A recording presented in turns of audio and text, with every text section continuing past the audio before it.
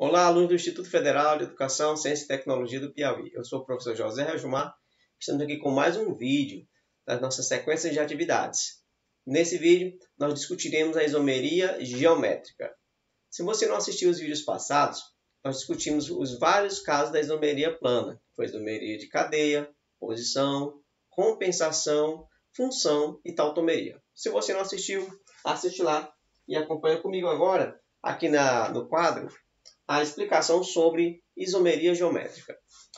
Nos casos até então estudados, pessoal, nós podíamos perceber que a diferença entre os isômeros era justamente na posição, na cadeia, na posição de um heteroátomo, na função química ou na interconversão entre duas funções, como foi o caso da tautomeria.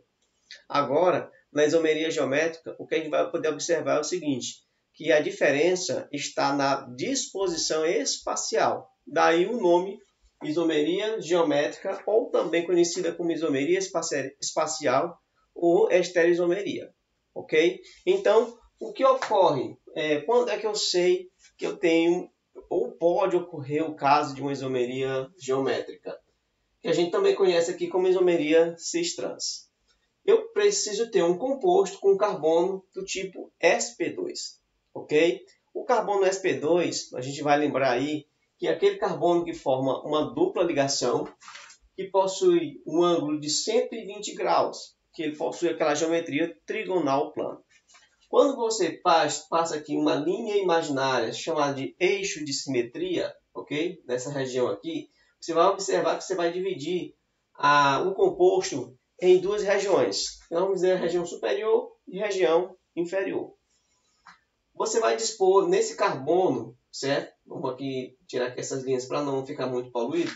Nesse carbono, você vai observar que eu tenho dois ligantes de um lado, que nós estamos chamando aqui de R1 e de R2, e mais dois ligantes do outro lado, que eu estou chamando de R3 e R4. Lembrando que esses ligantes podem ser qualquer tipo de elemento, desde um átomo de hidrogênio a um grupo maior que faz parte, da cadeia carbonílica. O importante para que ocorra a isomeria geométrica é que esse R1 seja diferente do R2. O que significa? Que eu não posso ter dois ligantes iguais no mesmo carbono. Tá? Então, se eu tiver hidrogênio no R1, eu não posso ter hidrogênio no R2. E isso faz com que não ocorra isomeria geométrica. No entanto, isso não impede que o R3, certo, possa ser igual ao R1, ou então o R3 seja igual ao R2. Não há impedimento. A única coisa que não pode é o R1 igual ao R2, e da mesma forma o R3 não pode ser igual ao R4. Bom, entendido isso, nós vamos analisar na sequência como identificar esses isômeros. Então, nós temos o primeiro caso, que é a isomeria geométrica em que eu possuo uma molécula com carbono, sp2. Um segundo caso seria nas moléculas cíclicas. Tá? Então, nas moléculas cíclicas, assim como as moléculas que têm carbono sp2, essa ligação é rígida e não permite a rotação livre desses grupos. Então, eles estão fixos naquela determinada posição espacial. Assim também na cadeia fechada, essa estrutura fechada torna as ligações rígidas e impede a rotação dos átomos. Sendo assim, o R1 e o R2 estão em uma posição definida no espaço, eles não podem ser iguais, assim como o R3 e o R4 também estão em uma posição fixa no espaço. E isso faz com que, se você passar aqui um eixo de simetria justamente por cima da ligação química, tá? Você também vai ter uma região superior e uma região inferior. Agora, o que ocorre? Ainda não colocando em um exemplo, vamos falar em linhas gerais, imagine que você tenha, vou apagar aqui a representação dos ângulos para a gente ficar mais limpo, não é isso? Observação. Imagine que nesse caso o R1 seja o grupo de referência. Professor, qual é o critério para que eu identifique o grupo de referência? Nós vamos começar com a maior massa atômica ou maior massa molecular de cada ligante, ok? Então, vamos considerar que esse composto R1 possua a maior massa molecular comparando o R1 com R2. Quando eu avalio o segundo lado da molécula, vamos supor que o grupo R3 também tenha uma massa molecular grande comparado ao R4. O que acontece? Os dois grupos de maior peso molecular, certo, pessoal? Anota aí. Os grupos de maior peso molecular estão do mesmo lado do eixo de simetria.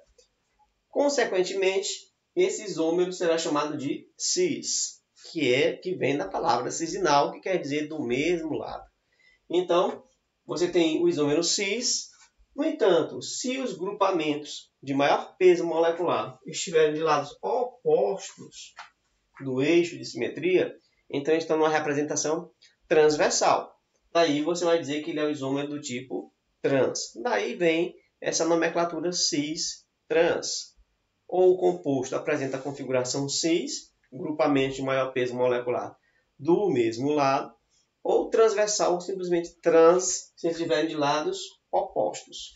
A mesma coisa acontece aqui nos compostos cíclicos, considerando que eles são rígidos, certo, pessoal? Então eu posso ter o grupamento R1, mas poderia ser o R2 sem problema nenhum, R1 e o R3 tendo um maior peso molecular. Então eu teria aqui o composto cis, e eu poderia também ter de lados opostos, o R1 oposto ao R4, e aí você teria o composto do tipo trans. Para que fique mais claro, nós vamos colocar aqui um exemplo no quadro, para que você possa entender de forma mais eficiente, tá certo? Essa questão da isomeria cis-trans. Acompanha comigo aqui o exemplo. Olha só, gente. O composto abaixo é o isômero cis ou trans. O que você vai fazer nesse caso? É muito simples. Primeiro, você precisa fazer a análise se esse composto aqui atende, logicamente, a um dos critérios para que exista isomeria geométrica. Primeiro, eu estou vendo aqui que é possível porque existe um carbono sp2, né? 2 carbonos sp2, lógico. E aí já atende a primeira condição. Um dos casos possuir carbono sp2, e um outro seria uma cadeia fechada. Segundo, olhar para o grupamento R1, e você vai ver que é um grupo metila, e o grupamento R2, que aqui não seria um grupo etila, não é isso? E aqui um grupo metila. São diferentes. Quando você vai olhar para o R3, aí você tem aqui um grupo etila e aqui um grupamento propila. Ora, então o R1 é diferente do R2 e o R3 é diferente do R4. Pronto, já sei que ali é possível de ter isomeria cis-trans. Agora eu preciso responder a pergunta: o composto abaixo é o isômero cis ou é o isômero trans? Para isso, eu passo aqui o eixo de simetria, ok? E na sequência eu avalio a massa molecular só desse fragmento aqui, ó. Se você pensar primeiro em termos de carbono, tá? Depois, se a quantidade de carbonos forem iguais, aí você vai avaliar a quantidade de hidrogênios. Ou então, se forem átomos diferentes, não é isso? Aí você precisaria da massa atômica daqueles elementos. Bom, aqui tem 2 carbonos, aqui só tem 1 carbono. Então, logicamente, que esse pedacinho aqui que tem 2 carbonos vai ser o grupamento de referência. Agora eu olho para a segunda parte da molécula. Veja que aqui eu tenho 2 carbonos. E nesse pedacinho aqui eu tenho quantos? 3 carbonos. Quer dizer que aqui, na parte de baixo, é o grupamento de referência. E lógico que eles estão em lados opostos do eixo de simetria.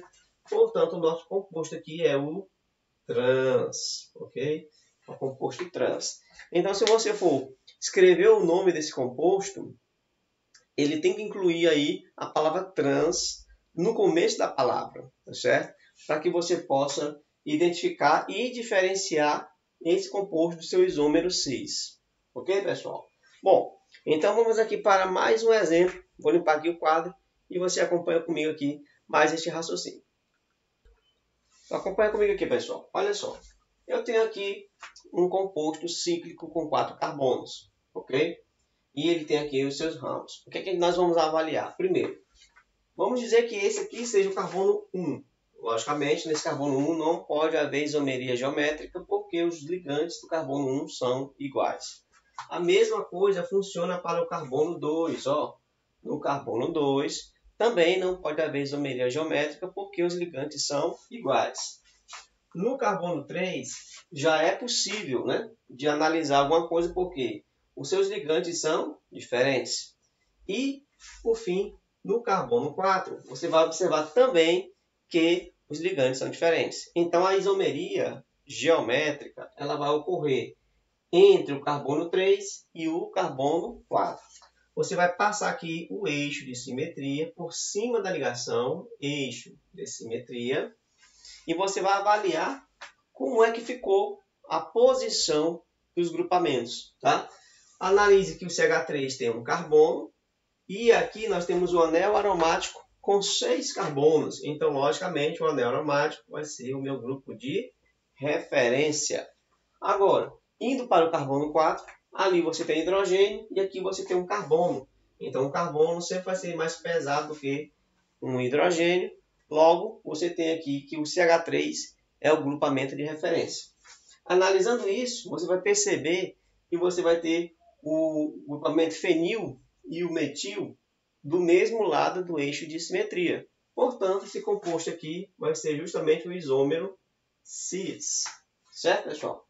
Então, veja só como é simples você identificar se ali há isomeria cis-trans. Você avalia se você tem um caso da presença do carbono sp2 ou então se o composto é cíclico. Depois, você avalia os grupos de referência em relação ao carbono sp2 ou em relação a 2 carbonos na cadeia cíclica e, por fim, avalia se esses grupos estão do mesmo lado do eixo de simetria ou estão de lados opostos do eixo de simetria.